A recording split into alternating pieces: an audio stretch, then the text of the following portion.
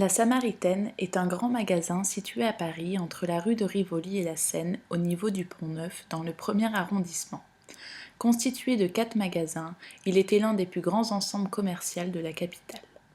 L'histoire de cette enseigne est bien connue des Parisiens. Fondé en 1870 par Ernest Cognac, le magasin prospère et s'agrandit progressivement par l'achat successif des immeubles voisins. Sous la direction de l'architecte Franz Jourdain, les pâtés de maison sont entièrement réaménagés ou transformés progressivement de 1905 à 1910. Les immeubles sont reconstruits en adoptant une architecture de métal et de verre avec des nouvelles façades style Art Nouveau. En 1922, Ernest Cognac projette d'agrandir encore le magasin 2 en lui adjoignant l'îlot côté Seine. Il fait appel à l'architecte Henri Sauvage qui réalise un projet art déco inventif. La Samar poursuit son développement et un dernier îlot, le magasin 4, ouvre rue de Rivoli en 1932. La transformation des façades du magasin 4 dans le style art déco d'Henri Sauvage ne voit pas le jour à cause des retombées économiques de la crise de 1929. À partir des années 1970, la prospérité commerciale de la Samaritaine décline lentement et en 2001, la famille Renan, héritière de Cognac, cède la Samaritaine au groupe LVMH.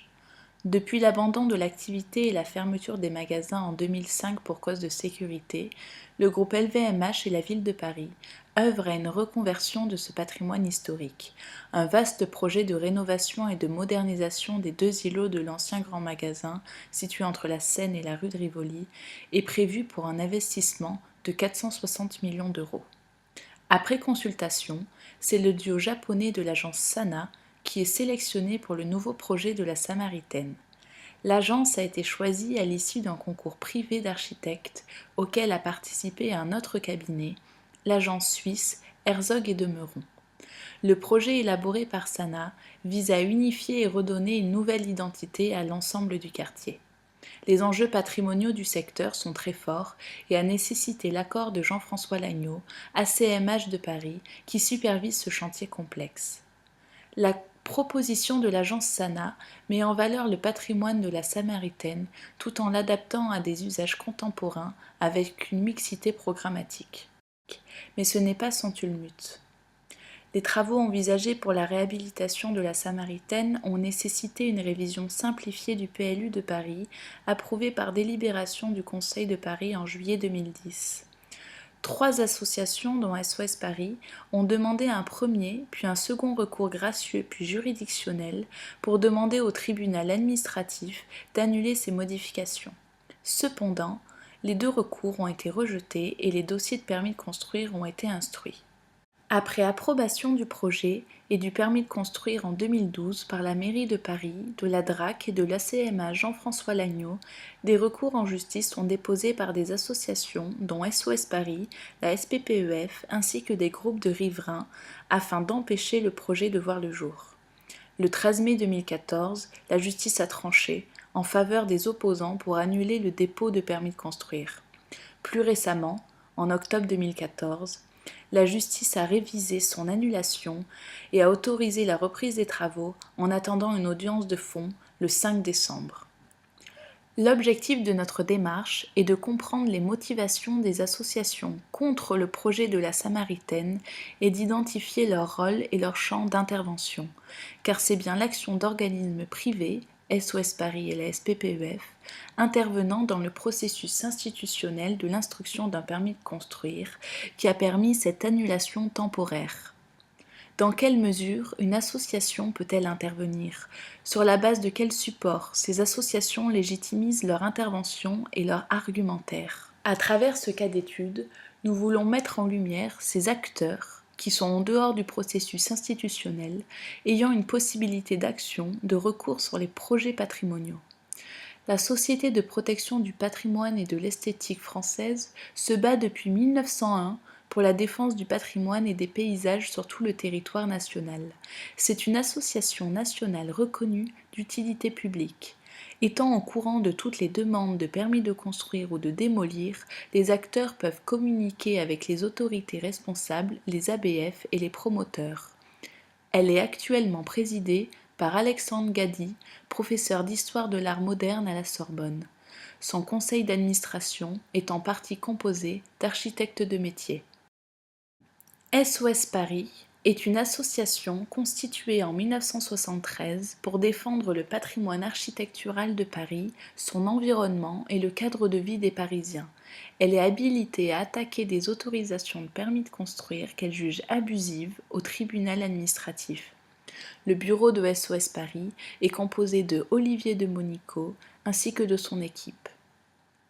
En explorant les différents recours des associations SOS Paris et de l'ASPPEF, nous essayerons de comprendre les différents argumentaires des pro-samaritaines et des contre. Nous étudierons leur positionnement autour de 3 thématiques. La révision simplifiée du PLU de Paris pour le site de la Samaritaine, la démolition des façades haussmanniennes rue de Rivoli et le projet de Sana de sa nouvelle façade à son insertion urbaine. Les travaux envisagés pour la réhabilitation de la Samaritaine ont nécessité une révision simplifiée du PLU de Paris, approuvée par délibération du Conseil de Paris en 2010. SOS Paris et la SPPEF ont demandé un premier puis un second recours gracieux puis juridictionnel pour demander au tribunal administratif d'annuler ces modifications. Cette révision simplifiée du PLU consiste au changement de destination fonctionnelle des immeubles de la Samaritaine pour permettre une revitalisation du site compatible avec les enjeux patrimoniaux. Il consiste également en la surélévation de la volumétrie des bâtiments construits du côté de la rue de Rivoli. D'une hauteur maximale fixée à 24 mètres dans le PLU en vigueur, la révision du PLU passe à 31 mètres la hauteur maximale. Ces évolutions, motivées par ce projet d'intérêt général, ne concernent que le territoire de la Samaritaine et sont au cœur de plusieurs débats. Pour les pro-samaritaines, ce changement était nécessaire pour une mixité programmatique et la surélévation de 7 mètres va permettre à la Samaritaine de s'imposer comme un repère urbain. Pour les contre, cette révision simplifiée du PLU ne respecte pas le fuseau A de protection et diminue l'apport lumineux rubaillé et la transforme en couloir utilitaire et austère. Ils craignent qu'on systématise ce principe de révision pour chaque projet. Mais le tribunal administratif rejette ces 2 recours et les dossiers de permis de construire sont instruits. L'impact sur le paysage urbain de la nouvelle façade rue de Rivoli, impliquant la démolition des façades haussmanniennes actuelles, a suscité beaucoup de polémiques. La destruction et la reconstruction du magasin 4 de l'îlot Rivoli laissent place au projet contemporain de l'agence Sana. Cette démolition décriée s'appuie sur des expertises patrimoniales qui insistent sur la banalité de ces façades pré-haussmanniennes. Il serait utopique de retrouver l'état initial du magasin par façadisme. Le projet de 1932, inachevé par Henri Sauvage, trouverait enfin sa résonance dans la façade unifiée de Sana qui propose une réelle unité. Pour les associations de défense du patrimoine, ces façades pré-haussmanniennes sont un témoignage historique et architectural du style rocaille et préconisent une mise en valeur de l'existant plutôt qu'une destruction. Ces 4 immeubles pré-haussmanniens sont à ce jour détruits. La nouvelle façade de Sana, rue de Rivoli, est au cœur de la polémique.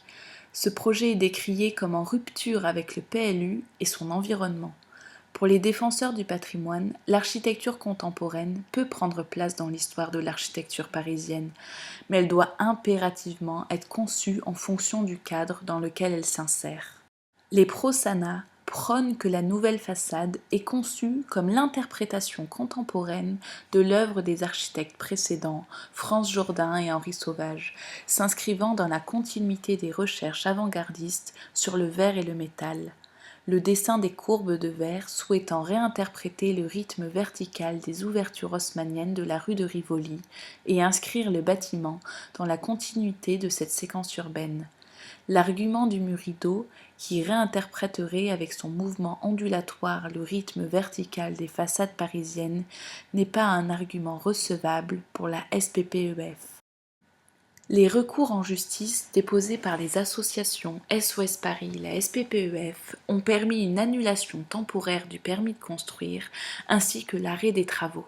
À partir d'un argumentaire basé sur les articles du PLU de Paris et le respect du Code de l'urbanisme, la justice leur a donné raison en mai 2014.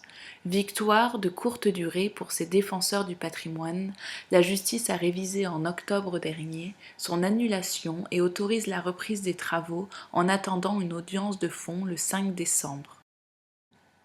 À travers cette étude de cas, nous avons approfondi les mécanismes de la réglementation patrimoniale à travers un cas très polémique. Nous avons pu découvrir le jeu d'acteurs et mettre en lumière des associations en dehors du processus institutionnel. SOS Paris et la SPPEF ont une réelle possibilité d'action et de recours sur les projets patrimoniaux, légitimisent leur intervention par leur expertise et par leur argumentaire issu des textes de loi. Que l'on soit pour ou contre le projet de la Samaritaine, ces associations mettent en évidence la complexité de la réglementation patrimoniale et de son application.